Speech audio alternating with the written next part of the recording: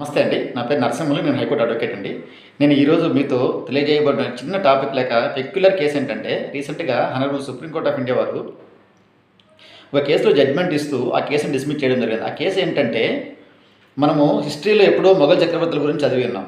మొఘల్ చక్రవర్తులు మన ఇండియాలోకి ఎలా వచ్చారు, ఎటువంటి దండయాత్రలు చేశారు, దాని తర్వాత ఎంతకాలం ఉన్నారు, కొన్ని వందల సంవత్సరాలు మనం పరిపాలించడం జరిగినది.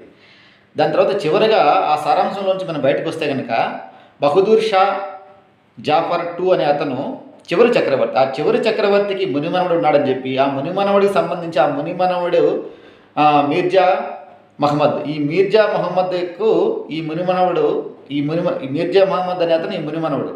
ఈ మునిమనవడికి ఒక భార్య ఉన్నదని, ఆ భార్య ఎవరో కాదు సుల్తానా బేగం. ఈవిడ ఢిల్లీలో నివసిస్తున్నారని చెప్పి ఈవిడ ఒక కేసు పెట్టారు రీసెంట్గా 2021లో ఢిల్లీ హైకోర్టులో ఒక కేసు పెడితే ఢిల్లీ హైకోర్టు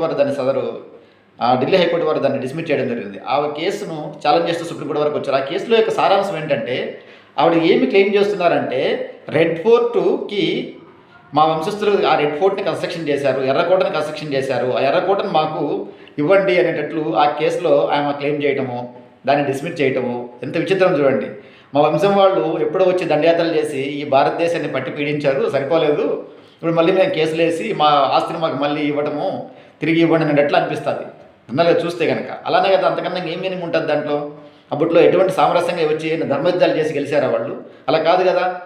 అలా చేసి ప్రజలను పీడించి కొన్ని వందల సంవత్సరాలు పరిపాలించినట్టు, దాని తర్వాత మళ్ళీ ఇప్పుడు అదే వంశంలో కనీసం జీవనోపాధి కూడా జరగట్లేదు, కాబట్టి బతికేదే కష్టంగా ఉన్నది, చాలా స్లమ్ ఏరియాలో ఉన్నాం మేము, చాలా ఇబ్బందులకు గురవుతున్నాం, కాబట్టి రెడ్ ఫోర్ట్ మాకు ఇవ్వండి అని చెప్పి కోర్టులో పిటిషన్ వేస్తే ఢిల్లీ హైకోర్టు వారు దాన్ని డిస్మిస్ చేయడం జరిగినది మందలిస్తూ. దాని తర్వాత సుప్రీంకోర్టును అప్రోచ్ అయ్యారు. సుప్రీంకోర్టు కూడా దాన్ని డిస్మిస్ చేస్తూ, ఇదే కాదు ఇంకా వేరే ఆస్తులను కూడా అవన్నీ అడగచ్చు కదా అన్నట్లు ఒక కామెంట్ లాగా చెప్తూ దాన్ని డిస్మిస్ చేయడం జరిగినది. అంటే ఎలా ఉంటుందంటే, ఏదైనా సరే నువ్వు ధర్మంగా సాధించావనుకో వంశాలు నిన్ను కాపాడుతుంది.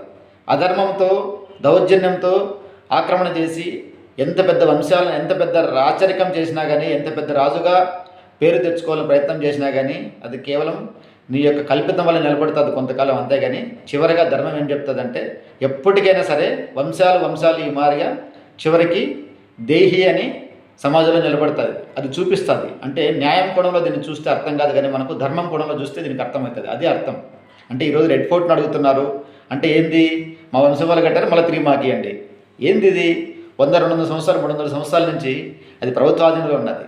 కాబట్టి ఇట్స్ ఏ పబ్లిక్ మాన్యుమెంట్. అదే గవర్నమెంట్ ఎప్పుడో దాన్ని పరిగణలోకి తీసుకుని ఇదైంది. కాబట్టి ఇటువంటి కేసులు పెట్టడము అంటే ఇటువంటి ఎంత కామెడీగా ఉంటే ఇటు కేసులు అనేది చెప్తూ మీకు తెలియజేస్తూ నమస్కారం.